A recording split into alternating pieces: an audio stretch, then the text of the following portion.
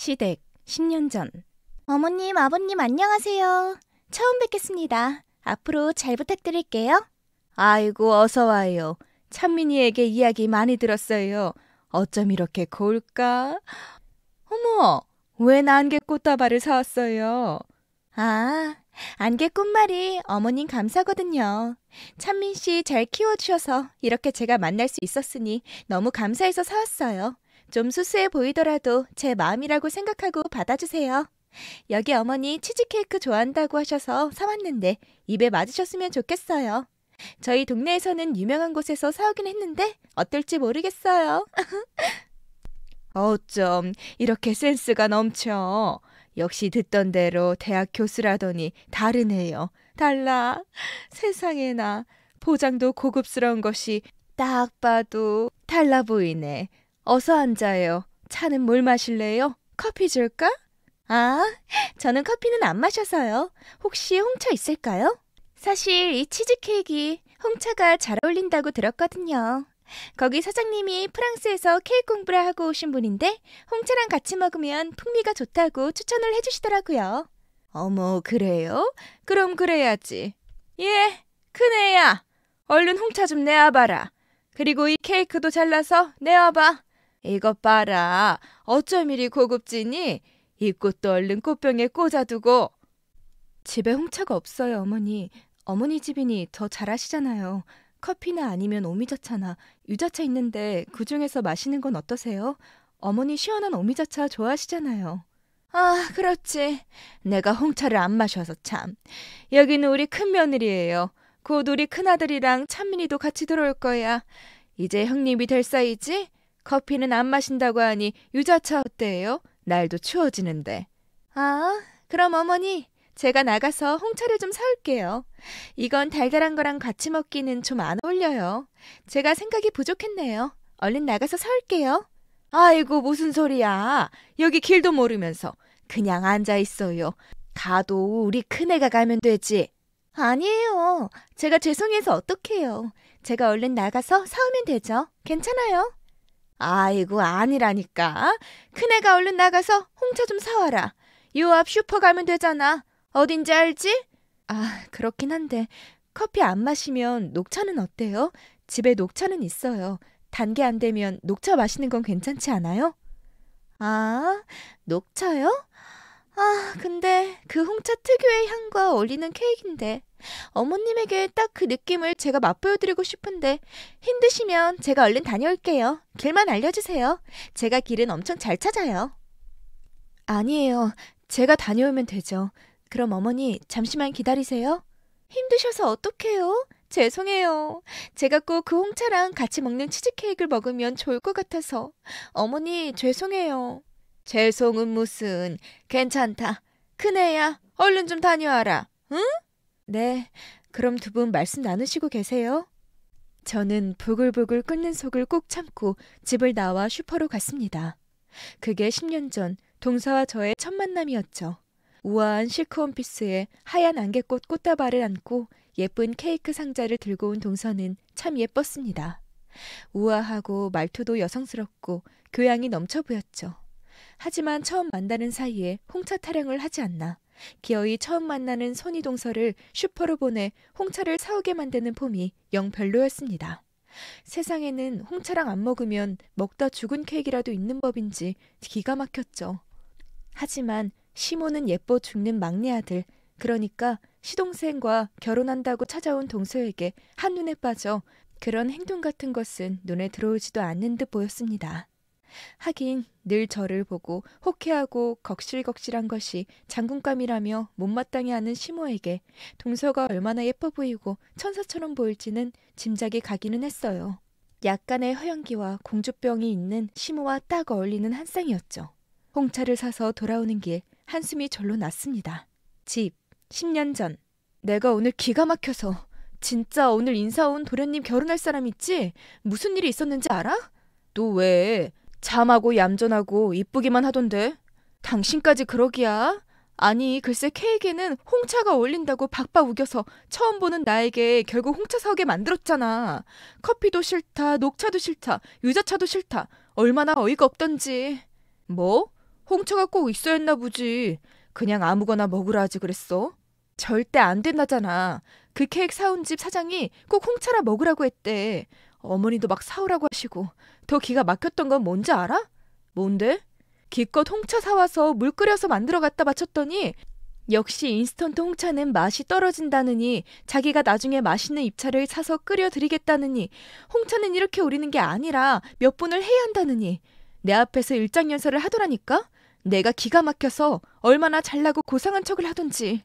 너무 그러지 말고 그냥 예쁘게 봐줘. 처음이라 더 잘 보이고 싶었나 보지. 아무리 어머니에게 잘 보이고 싶다고 그랬다고 쳐. 그럼 나는? 나는 손이 동서인데 눈에 안 보이나? 어쩜 그렇게 무시할 수 있는지. 기분 풀어. 눈치가 좀 없나 보네.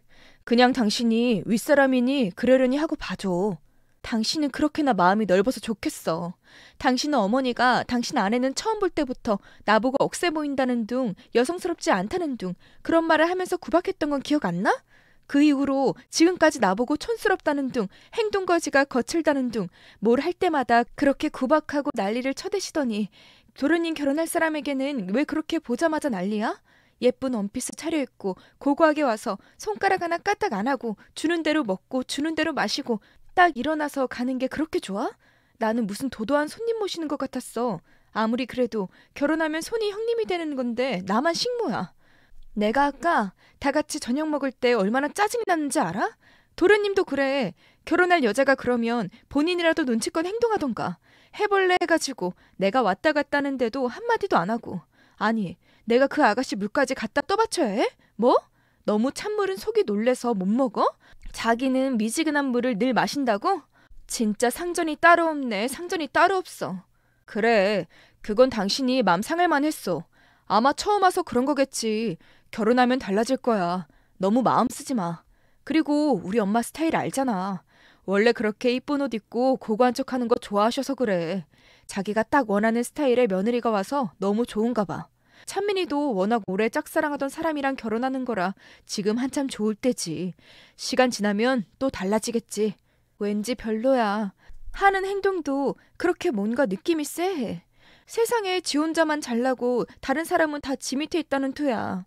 특히 나를 아래로 내리깔아보는 느낌이 들어. 얌전하고 고고한 척하지만 예의가 없고 아나무인인 것 같아.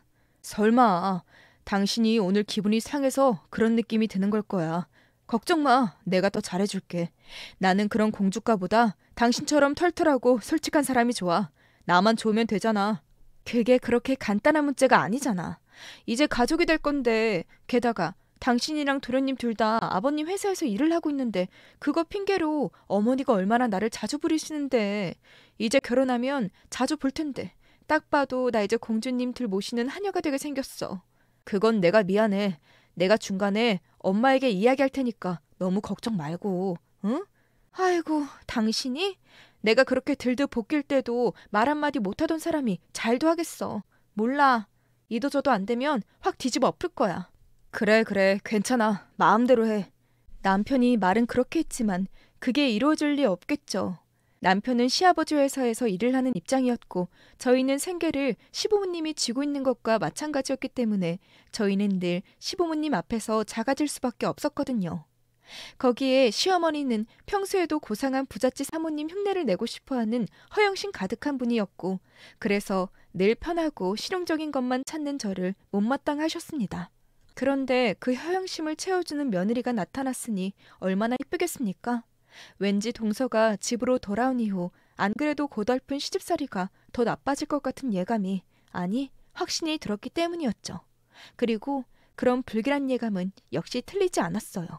이건 앞으로 펼쳐질 수 있는 사건들에 비하면 새발의 피에 불과한 일이었습니다. 시댁 9년 전. 안녕하세요. 어머님, 아버님. 어머, 형님도 와 계셨네요. 그래, 다 기다리고 있었지. 우리 막내가 결혼해서 신혼여행 다녀오는데 어떻게 집에 있니? 여행은 잘 다녀왔니? 어머니, 이 사람이 외국 여행은 처음이고 영어도 잘 못해서 제가 얼마나 고생을 했는지 몰라요. 음식 하나 시키는 것도 다 제가 하고 그랬다니까요. 도련님 대학 다닐 때 외국 교환학생 다녀오시지 않았어요? 영어도 잘하시잖아요. 그게 제가 학생 때만 가봤지 뭐 좋은 식당이나 이런 데 가본 적이 있어야죠 뭐. 그동안 잘 지내셨죠? 레스토랑 예티켓도 모르고 호텔 매너도 잘 모르던데요? 외국에서 학교 좀 다녔다고 외국 생활을 아는 건 아니죠. 아이 그래. 어찌되었든 잘 다녀오면 됐다. 얼른 밥 먹자. 한국 음식 먹고 싶었지? 저는 익숙해서 괜찮은데 이 사람은 한국 음식 굉장히 그리워하더라고요. 그렇지? 이거 된장찌개 냄새예요? 형수님이 끓여주신 거죠? 저 너무 좋아요. 감사합니다. 아유, 촌스럽긴. 저렇다니까요. 참, 어머니, 이거 선물이에요. 아버님 선물이랑 현님이랑 아주머님 선물도 있어요. 얼른 풀어보세요. 어머 이게 뭐니? 머플러야? 어머 고아라. 색도 너무 이쁘고 곱구나. 네, 그쪽 나라는 실크가 유명해서요. 한국보다 가격은 싼데 품질은 훨씬 좋아요. 어머니에게 너무 잘 어울리세요. 너무 고맙다. 참 곱고 예쁘네. 그네야, 너도 한번 풀어봐라. 아, 향수네요. 고마워요. 네, 형님은 이런 거 잘 안 쓰실 것 같아서요. 저는 예쁜 옷도 좋지만 몸에서 좋은 향기가 나는 것도 너무 좋거든요. 형님도 그렇게 한번 해보세요. 시동생과 동서가 결혼하고 신혼여행에서 돌아오는 날, 결혼을 하고 나서인지 동서의 잘난 척은 끝이 없었습니다. 눈에 뻔히 보이는 허영과 잘난 척에 저는 장단을 맞춰줄 생각이 전혀 없었죠. 사실 시동생은 외국 대학에서도 교환학생으로 오래 있었고 영어 같은 외국어도 능통했습니다. 그래서 시아버지 사업에 함께 일을 하면서도 외국 상담은 전부 시동생이 맡아 하고 있는 상황이었는데 동서의 말만 들으면 영어라고는 한마디도 못하는 사람을 데리고 다닌 것 같았죠. 거기에 동서가 시어머니 선물이라고 사온 스카프는 동남아 선물 가게에서 사는 평범한 물건에 지나지 않았습니다. 결혼 비용이며 신혼집까지 시댁에서 이번 결혼에 엄청난 돈을 쓰는 것을 제가 직접 눈으로 보았는데 동서가 선물이랍시고 사온 선물은 고작 싸구려 스카프 하나와 어디 회사일 건지 알 수 없는 향수 하나였어요. 시아버지와 제 남편 선물은 싸구려 가죽으로 만든 지갑이었습니다. 고등학생 수학여행 다녀온 선물보다 못했죠. 제가 떨떠름해하자 동서의 눈빛이 묘하게 변하더군요. 어머, 형님, 향수 별로예요? 향수 잘 안 쓰세요? 사실 내가 잘 안 쓰기는 하는데 이제 선물도 받았으니까 잘 써볼게. 고마워. 어머, 형님 그러시면 안 돼요. 이제 나이도 들고 그러면 사람은 몸에 좋은 향기가 나야 하는 법이거든요. 아무리 귀찮아도 지금부터 신경을 좀 쓰시고 하세요. 귀찮다고 여자가 외모에 신경 안 쓰고 그러시면 좀 보기가 그렇잖아요. 향수 같은 것도 쓰시고 꾸미고 그러세요. 그래야 형님도 좋아하시죠? 그쵸? 그래, 그건 둘째 말이 맞다. 그네 너는 너무 외모에 관심도 없고 꾸밀 줄도 몰라. 집에서 살림만 해서 그런지 왜 그렇게 외모에 관심이 없니? 봐라, 둘째처럼 저렇게 옷도 예쁘게 입고 머리도 어쩜 저렇게 예쁘게 했니? 뭐 하나하나 센스가 전부 넘치잖니? 너 오늘도 너무 곱구나. 어쩜 너 큰애한테 이런 것 좀 가르쳐줘라. 어머님, 형님은 형님 나름대로 스타일이 있는 건데 너무 그러지 마세요. 다 각자 취향이 있는 거죠 뭐. 제 표정이 점점 안 좋아지는 것을 느꼈는지 남편이 나섰습니다. 찬민이 너는 여행 다녀왔으면 아버지 양주 좋아하시는데 그런 거 하나 사왔어야지. 우리는 어디 여행 가면 집사람이 아버지 양주랑 어머니 화장품 꼭 신경 써서 사오는데 이게 다니? 죄송해요. 제가 깜빡했어요. 다음에는 챙길게요. 재수 씨는 몰라도 너는 다 아는 녀석이 그걸 안 챙기고 뭐 했어? 다음부턴 그러지 마. 그렇게 그날은 넘어갔지만 동서의 고고함은 늘 꼴보기가 싫었습니다. 날이 갈수록 저를 빼고 시어머니와 붙어서 어디 유명한 셰프의 레스토랑을 간다느니 뮤지컬을 보러 간다느니 아주 난리를 떨었죠. 그러다가 아예 어머니와 백화점 문화센터에 그림을 배우러 같이 다니고 하더군요. 정말 꼴보기 싫었지만 날은 장점도 있기는 했습니다. 시어머니가 동서와 꼭 붙어 다니다 보니 저를 부르는 시간이 점점 줄어들었기 때문이었죠. 저는 차라리 잘 되었다 생각하기로 했습니다. 신경 쓰지 않는 편이 제 정신건강에 더 나을 테니까요. 하지만 동서의 잘난 척은 시간이 갈수록 심해졌어요. 특히 동서가 아이를 낳고 난 뒤에는 저와 더욱 부딪히게 되었습니다. 아이를 키우는 방식을 두고 사사건건 참견을 해댔기 때문이었죠. 시댁 5년 전. 어서 와라. 지연이도 왔어? 학교 다니는 건 힘들지 않아? 우리 손녀? 아이고, 우리 동원이도 허엿해졌어. 우리 이쁜 손주, 손녀들 어서 들어와. 어머니 별일 없으셨죠? 동서도 왔어?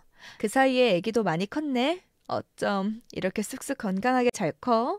말도 마라. 얼마나 똑소리 나게 아기를 잘 키우는지 몰라. 이유식부터 반찬 하나하나를 만들어도 전부 조미료 하나 없이 다 만들어 먹이고, 옷도 전부 좋은 것만 입히고, 아기 공부도 전부 자기가 가르치잖아. 아, 네. 이제 5살인데 벌써 공부를 해요? 공부라기보다는 아기 정서 발달에 도움이 될 만한 걸 하는 거예요. 제 전공이니까 음악도 연주하고 미술관도 가고 그러죠. 지연이랑 동원이도 연주회랑 미술관 많이 가봤니? 아니요. 연주회 같은 곳은 안 가봤는데요. 미술관은 아니고 박물관은 가봤어요.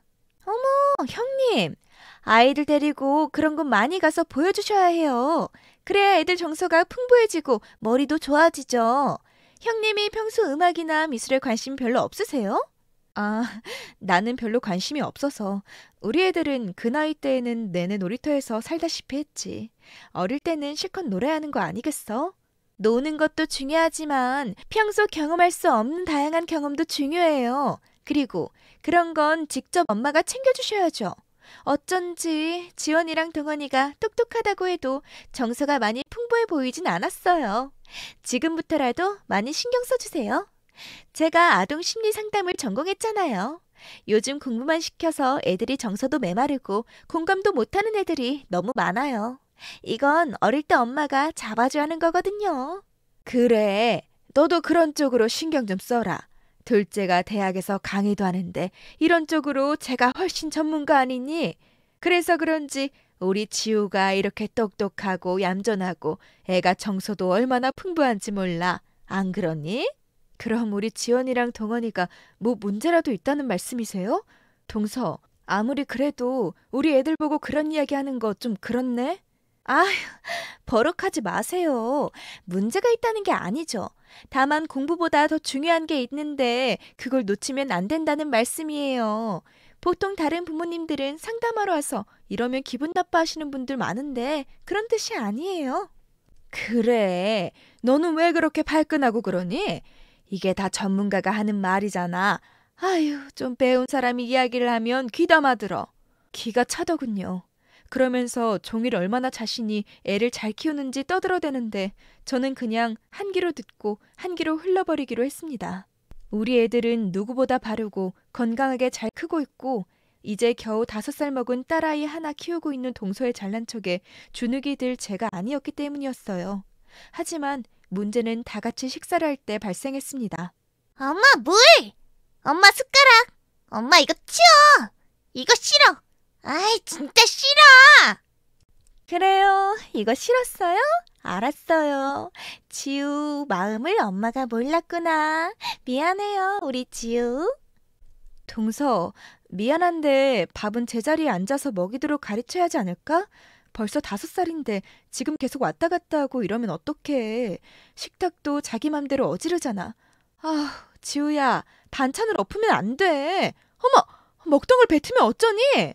어머, 아이 마음을 먼저 알아주고 감싸주는 게 맞죠. 자기가 싫은 건 싫다고 자기 의견을 분명하게 표시할 수 있는 사람으로 키워야 나중에도 자신감 있는 사람으로 커요. 저는 절대 싫다는 건 강요도 안 하고 스트레스 안 줘요. 강압적으로 아이 키우는 건 아니라고 봐요. 강압적으로 키우라는 게 아니라 적어도 식사 예절은 알려줘야지. 지금 지우 때문에 우리가 전부 제대로 밥을 못 먹고 있잖아. 아이고, 지우야, 밥그릇을 던지면 어떡하니? 냅둬라. 요즘은 원래 저렇게 키운다고 하더라. 우리 때야 못 모르고 막 키웠지만 요즘은 애 하나 키워도 어찌나 신경을 많이 쓰는지. 너도 잘 모르니까 그냥 그러려니 해. 우리가 뭘 하니? 아니, 스트레스 안 받게 하는 거랑 배워야 하는 예절을 가르치는 건 다르죠. 그리고 배울 건 배워야 하는 게 아닐까요? 형님, 죄송한데요. 다 각자 유아 방식이 다른 거니까 애 키운 거에 대해서는 말씀을 조심해 주셨으면 좋겠어요. 저도 형님이 지원이랑 동원이 강압적으로 키우는 거 봤지만 거기에 별 말 안 했잖아요. 그러니 제가 부탁드릴게요. 기가 찼습니다. 5살 먹은 동서의 딸은 기본적인 예절이나 행동 교육을 전혀 못 받아 어딜 가나 막무가내로 행동을 해서 사람들의 눈총을 받았죠. 저조차 그 식구들과 함께 식사를 하는 날이면 스트레스를 받을 정도였으니까요. 그런데도 동서는 아이의 마음을 이해해줘야 한다며 그걸 전부 다 받아주고 있는 꼬락서니가 너무 보기 싫었어요. 그러고도 우아를 떠는 모습이 과간이었죠. 시조카는 크면 클수록 더 버릇없는 나이로 자랐습니다. 집, 현재. 엄마, 지우 좀 말려줘, 엄마. 왜 그래? 무슨 일이야? 지우가 내 방에 들어와서 내 인형을 달라고 하잖아. 내가 제일 아끼는 거라고 해도 안 돼. 그러다가 이걸 찢었어. 남편 생일을 맞아 오랜만에 시댁 식구와 동선의 가족이 우리 집으로 온 날이었어요. 시조카가 마구 제 딸의 방으로 들어가 인형을 달라고 떼를 쓰다가 뜻대로 되지 않자 딸이 그리고 있던 그림을 찢어버린 것이었습니다. 눈물을 뚝뚝 흘리는 아이디로 얼굴이 빨개져서 악을 쓰는 시조카가 보이더군요. 이거 내일 학교에 내야 할 숙제잖아. 아니, 이걸 찢으면 어떡해? 그리고 그 인형 내놔. 이건 언니가 제일 아낀 인형이라서 안 돼. 싫어! 내가 가질 거야! 내 마음에 꼭 들었어! 내가 가지고 싶은데 왜 못 가지게 하는 거야! 너 이게 무슨 버릇이야? 그렇다고 사촌 언니 숙제를 이렇게 찢어놓은 경우가 어디 있어? 형님, 아무리 그래도 언성은 높이지 마세요. 지우야, 어디 지우 마음을 이야기해볼까? 그건 지원이 언니가 아끼는 거예요. 이리 와서 지우 마음을 이야기하고 어떻게 할지 생각을 이야기해볼까요? 지금 우리 아이는 눈물을 뚝뚝 흘리고 있는데 우아한 원피스를 차려입은 동서는 지 자식의 마음을 달래주려 가냘픈 목소리로 지 새끼만 챙기는 꼬락서니가 얼마나 부화가 나던지요. 그래놓고 지 딸내미를 꼭 안고 애를 달래듯 다독이며 고상한 목소리로 아이에게 사정을 하듯 말하는 꼴에 정말 속이 터져나갔습니다. 그러고도 저에게 훈계를 해대더군요. 형님, 지우가 언니에게 사과하겠대요. 그렇지? 그렇게 사과하는 거예요? 아이 참, 잘했어요 우리 지우. 너무 예쁘다. 지연아, 뭐하니? 동생이 사과하면 받아줘야지. 언니가 동생 잘못을 받아주고 용서를 해줘야 우리 지우가 사과하는 아이로 크는 거야. 얼른 괜찮다고 해줘야지. 아니, 그냥 이렇게 넘어가는 거야? 이런 일을 하면 혼 좀 내야지. 지금 언니 그림을 다 찢었잖아.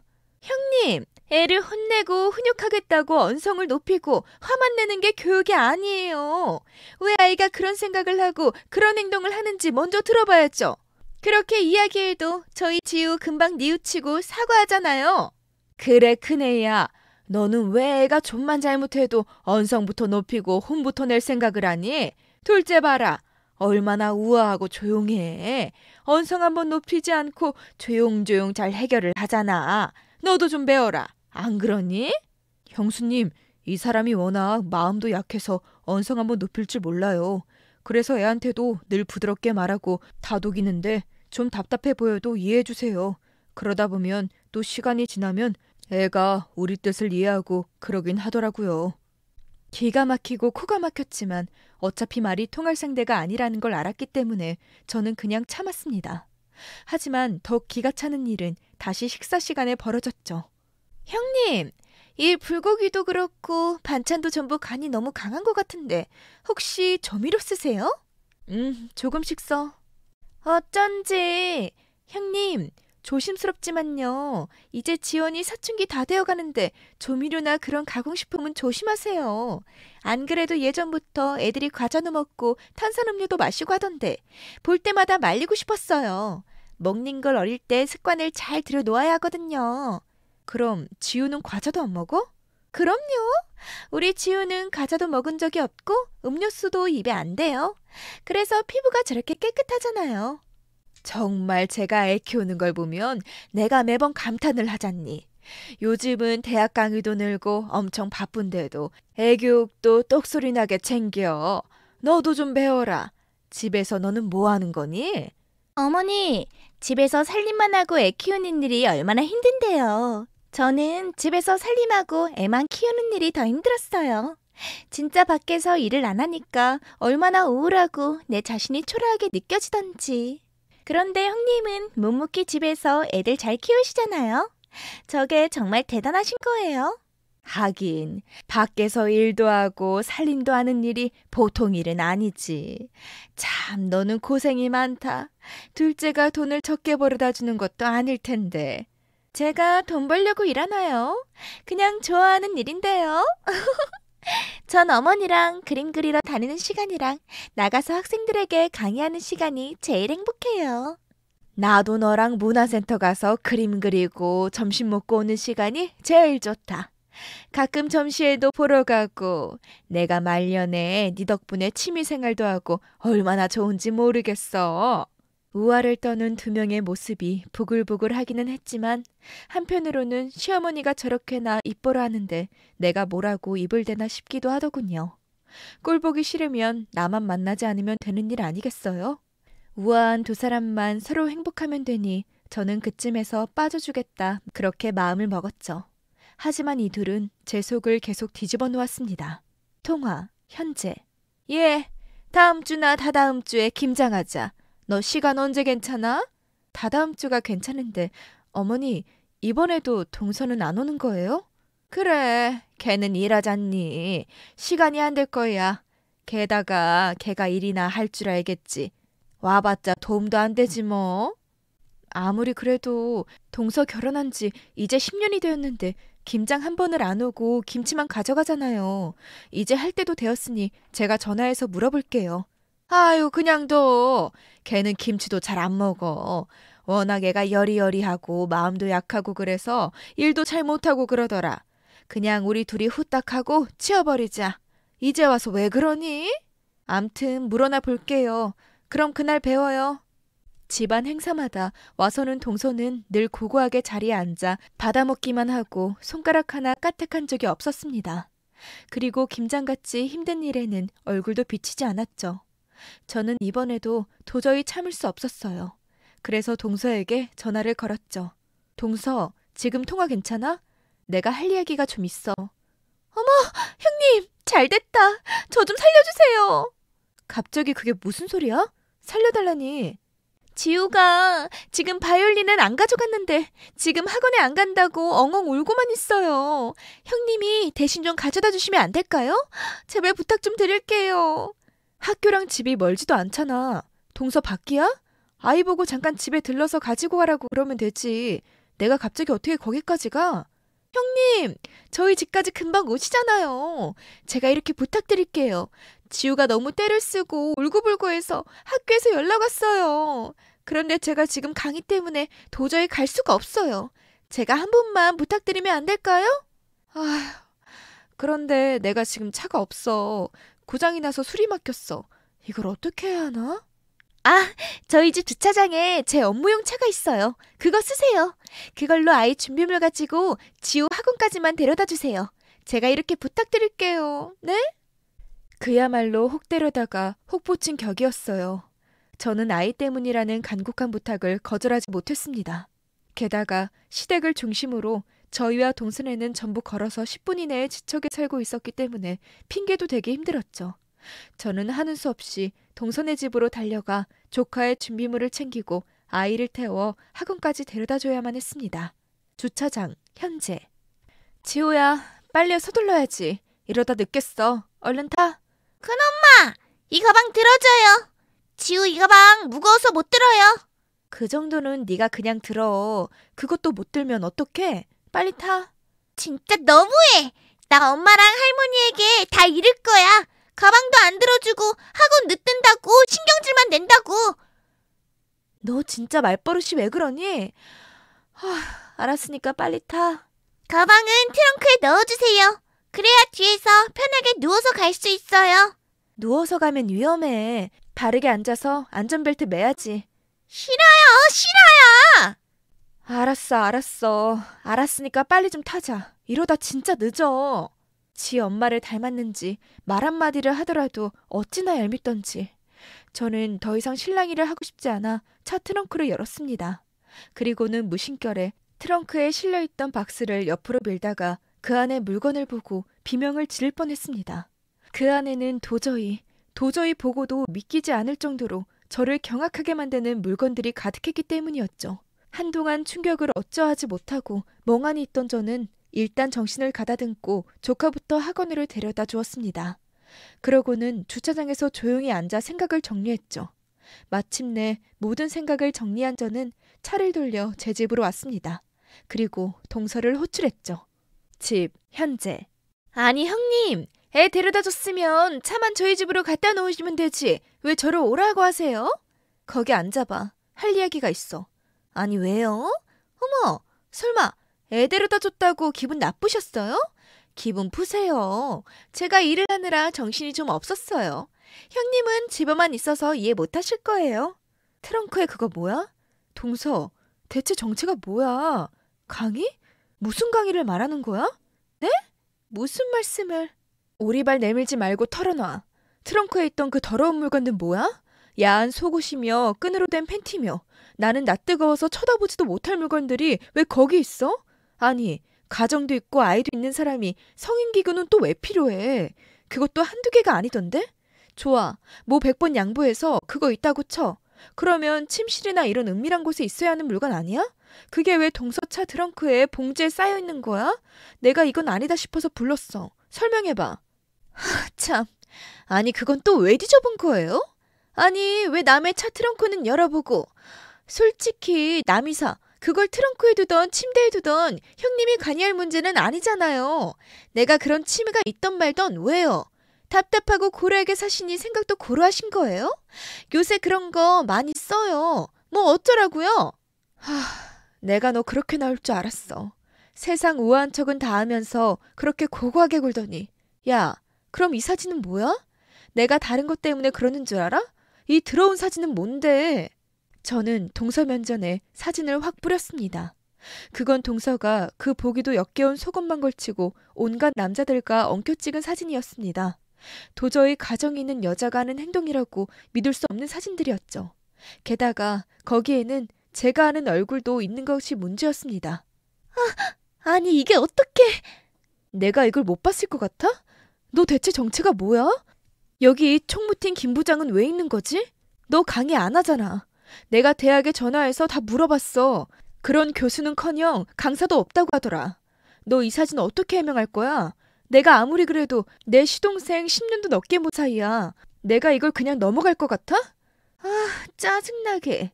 그걸 왜 뒤져가지고. 그래서요. 뭐 어떡하시게요?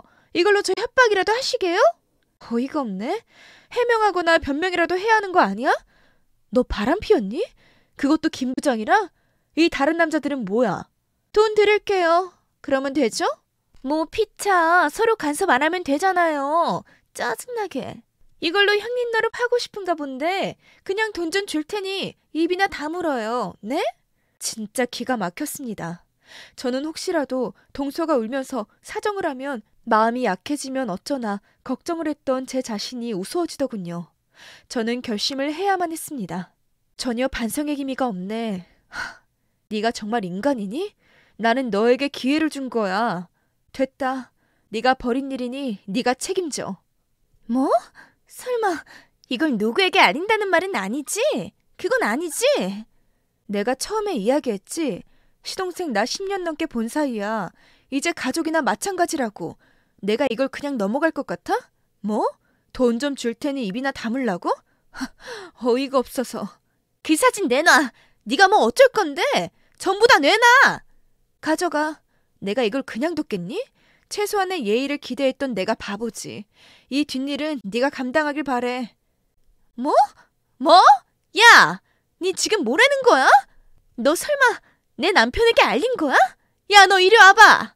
늘 고고한 척만 하던 동서는 갑자기 발악을 하며 저에게 달려들더군요. 하지만 우아한 원피스를 차려입은 동서가 저에게 뭘 할 수 있겠어요. 저는 간단히 그 여자의 팔을 꺾고 제압하고 바닥에 패대기 쳐버렸죠. 꺼져, 이 더러운 건. 이게 어디서 난리를 치고 있어? 감히 곧 우리 남편 올 거야. 그러니 더 험한 꼴 보기 싫으면 얼른 집에 나가서 몸 사리고 있는 편이 좋을걸?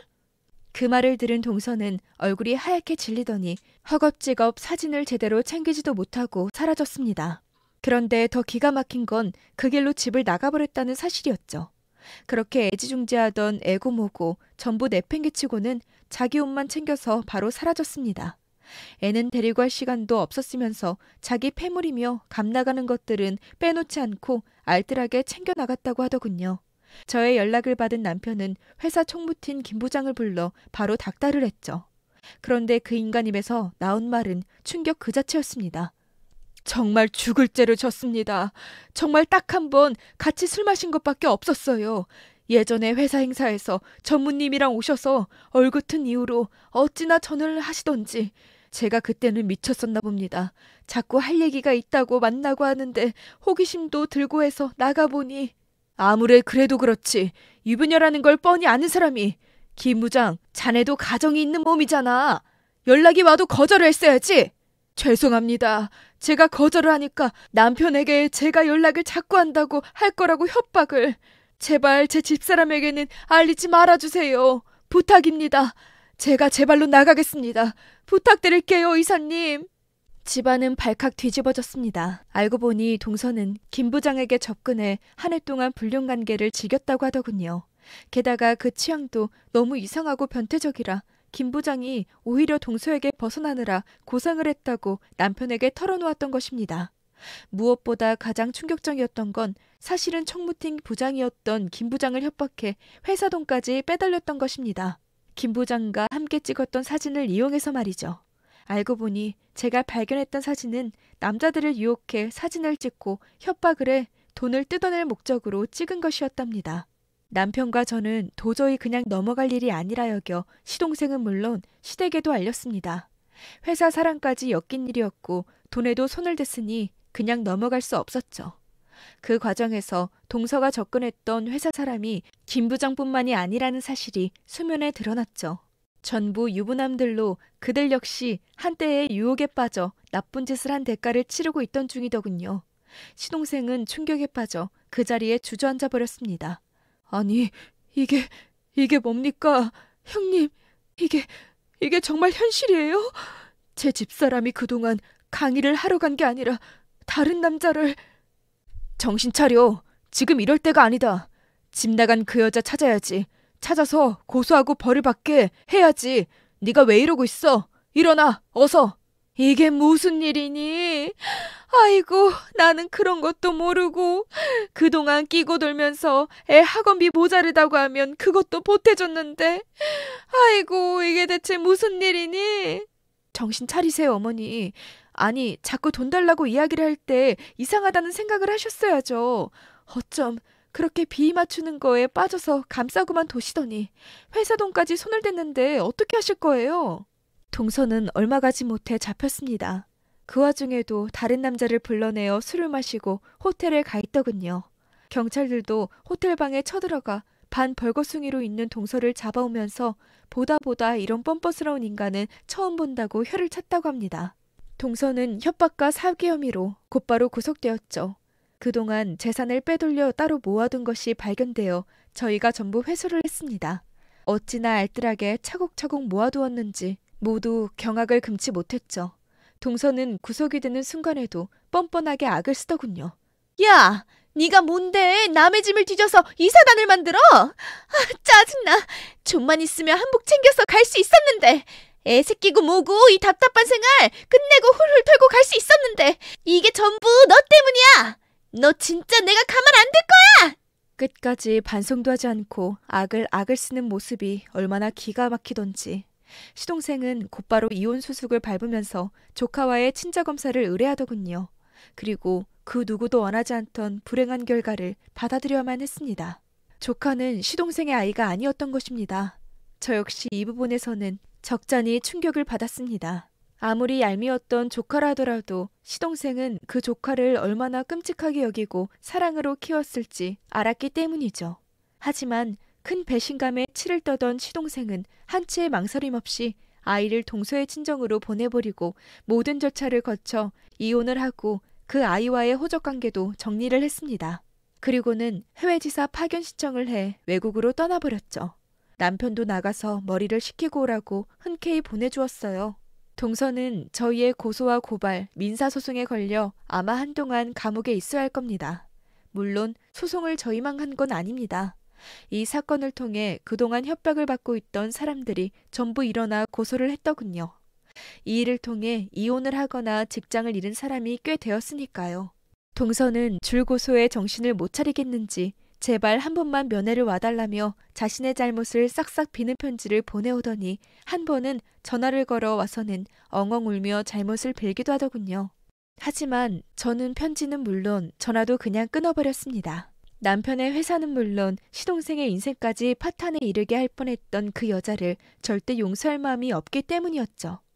동서의 친정 역시 이 일로 큰 충격을 받았다고 하더군요.